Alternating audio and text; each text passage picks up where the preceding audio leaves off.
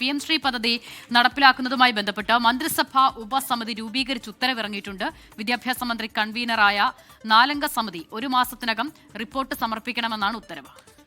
മേഘന മുരളി തിരുവനന്തപുരത്ത് നിന്ന് ചേരുന്ന കൂടുതൽ വിവരങ്ങളുമായി. മേഘന, LDF സർക്കാരിലും സമാനമായ രീതിയിൽ ഉപസമിതിയൊക്കെ നമ്മൾ കണ്ടതാണ്. എന്താണ് ഈ പദ്ധതിയുമായി ബന്ധപ്പെട്ട് കാര്യങ്ങൾ പഠിക്കാനൊക്കെ അതേ രീതിയിൽ UDF സർക്കാരും നീങ്ങുന്നു എന്നാണ്. ഇതിൽ വിവാദമുണ്ടായ സമയത്ത് തന്നെ അന്ന് വിദ്യാഭ്യാസ മന്ത്രി പറഞ്ഞതുമാണ് ഇത്തരത്തിൽ ഒരു ഉപസമിതി വരുന്നുണ്ട്, കൃത്യമായ കാര്യങ്ങൾ പഠിച്ച് ആ റിപ്പോർട്ട് നൽകുമെന്ന് പറയുന്നു. അപ്പോൾ 4-അംഗ സമിതിയാണ് ഈ 1 മാസത്തിനകം റിപ്പോർട്ട് നൽകും എന്നാണ് ഇപ്പോൾ അറിയാൻ കഴിയുന്നത്. വിവരങ്ങൾ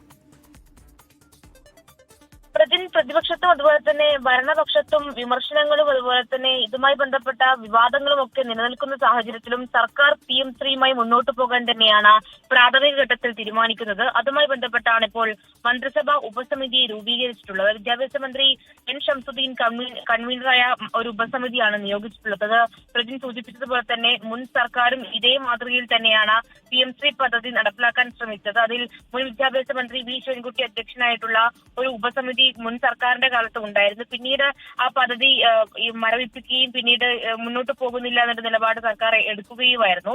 നിലവിൽ ഈ സർക്കാരും ഒരു ഉപസമിതിയെ നിയോഗിച്ച് 1 മാസത്തിനുള്ളിൽ പഠന റിപ്പോർട്ട് നൽകാനാണ് തീരുമാനിച്ചിരിക്കുന്നത്. അതിൽ പ്രധാനമായും പഠിക്കാൻ പോകുന്നത് ഈ ദേശീയ വിദ്യാഭ്യാസ നയവും അതുപോലെ തന്നെ സിലബസ് തയ്യാറാക്കൽ, സ്കൂളുകളുടെ തിരഞ്ഞെടുപ്പ് എന്നീ അവകാശങ്ങൾ നിലനിർത്തിക്കൊണ്ട് ഈ പദ്ധതി തയ്യാറാക്കാൻ കഴിയും. അതുപോലെ തന്നെ കേന്ദ്രത്തിന്റെ കൂടുതൽ ഭാരം സംസ്ഥാനത്തേക്ക് വരാത്ത രീതിയിലുള്ള ഒരു നടപ്പിലാക്കൽ പറ്റുമോ എന്നുള്ള കാര്യമാണ് ഈ പഠന സമിതി പഠിക്കാനും പോകുന്നത്. N. ഷംസുദ്ദീൻ, അതുപോലെ തന്നെ Roji M. John, M. Liju, അതുപോലെ PC വിശ്വനാഥ് അടക്കമുള്ള മന്ത്രിമാരാണ് ഈ ഉപസമിതിയിൽ അംഗങ്ങളായിട്ടുള്ളത്. 1 മാസത്തിനുള്ളിൽ തന്നെ പഠിച്ച് റിപ്പോർട്ട് നൽകുമെന്നുള്ളതാണ് മനസ്സിലാക്കാൻ കഴിയുന്നത്. അതിനുശേഷം മുൻ സർക്കാർ ഒപ്പിട്ടത് കൊണ്ട് തന്നെ ഈ പദ്ധതിയുമായി മുന്നോട്ട് പോകേണ്ടി വരുമെന്നുള്ള ഒരു നിലപാടിൽ തന്നെയാണ് സർക്കാർ ഉള്ളത്. അതുമായി ബന്ധപ്പെട്ട ഫണ്ട് അടക്കം നേരത്തെ തന്നെ സംസ്ഥാനത്തിന് ലഭിച്ചിട്ടുണ്ട്. അതുകൊണ്ട് തന്നെ ഉടനടി പിന്മാറ്റം നടക്കില്ല എന്നുള്ള നിലപാടിലാണ് നിലവിൽ സർക്കാർ ഉള്ളത്. അതുമായി ബന്ധപ്പെട്ട ഇനി ഈ കേന്ദ്രത്തിന്റെ കൂടുതൽ നയങ്ങൾ അടിച്ചേൽപ്പിക്കാതെ ഈ പദ്ധതി നടപ്പിലാക്കാൻ കഴിയുമോ എന്നുള്ള കാര്യമാണ് സംസ്ഥാനം സർക്കാർ പഠിക്കാനും പോകുന്നത്.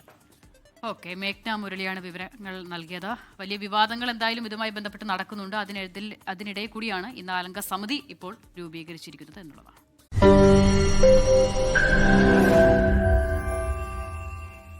ലോകത്തെവിടെയായാലും ഏത് സമയത്തും 24 വാർത്തകളും ഓഗ്മെന്റഡ് റിയാലിറ്റി പാക്കേജുകളും എക്സ്പ്ലെയിനറുകളും വിശദമായി കാണാൻ ഞങ്ങളുടെ YouTube ചാനൽ നിങ്ങൾക്ക് സബ്സ്ക്രൈബ് ചെയ്യാം.